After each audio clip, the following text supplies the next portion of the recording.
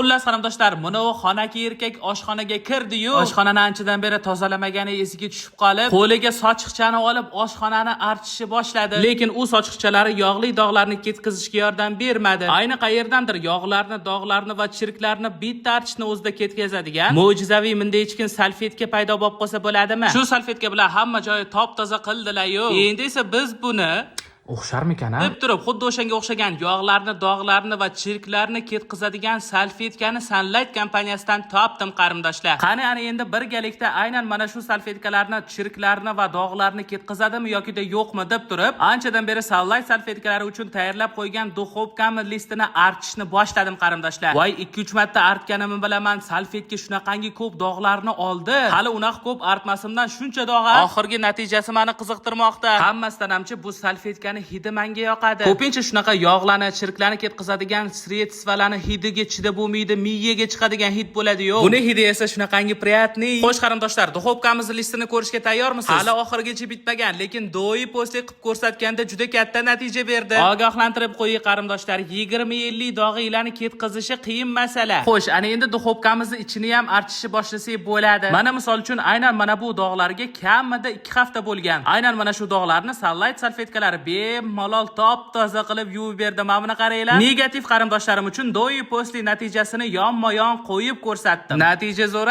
qarindoshlar. Voy qarindosh, reklamani ham qoyillatdingiz. Bu chirk ketkazadigan salfetkani qayerdan olamiz deydigan bo'lsanglar, hammamiz biladigan uzun marketga kirib Sunlight deb yozamiz qarindoshlar. Qarabsizki, hozirgina qarindoshingiz ishlatib ko'rsatib bergan Sunlight oshxona uchun salfetkasini o'zi ham 40 taligina aynan mana shu yerdan butun O'zbekiston bo'ylab zakaz bersanglar bo'ladi qarindoshlar.